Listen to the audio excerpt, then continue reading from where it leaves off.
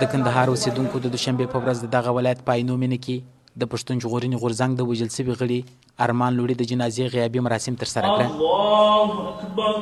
دوی د ارمان لوڼي وژنه د ډیورین کرښې په دواړو غاړو کې د پښتنو د وژنې د روانې لړۍ یو مثال یاد کړ او ګاونډي هیوادونه یې د پښتنو په وژلو او ځورونو تورن کړل.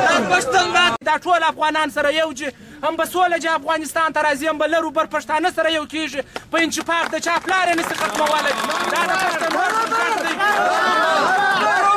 ټول د موږ وروڼه دي که لر دي او که بر دي. نن موږ د ارمان جنازه جګو د ارمان رونی که موږ د په ژوند د ده نه دفاع کړی وای په ژوند مو د ده هغه غږ بدرګه کړی وای تر یو ځای مو رسولی وای نو بیا به انشاءالله تعالی داسې حالات نه بل حالات به داسې ډېر اتلان موږ کړي دي او دا هم د انګریزانو د لاس ورکړي دي او دا مرموز ډول ویشته شوي دي. دا موږ په کلکه غندو. مرګ پر انګریزانو مړي دي د افغانستان دښمنان د واسي علاوه د ارمان لوڼي له وژل کېدو وروسته د افغانستان په ځینو ښارونو د متحده ایالاتو په پلازمینې او په ځینو اروپایي ښارونو کې د پښتنو لخوا اعتراضي غونډې شوي.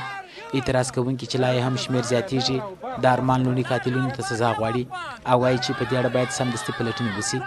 ارمان لوڼي د شنبې په ماښام د بلوچستان ایالت په لورلایي سیمه کې کور ته د ستنېدو پر مهال د پاکستاني پولیسو له لوري ووژل شو.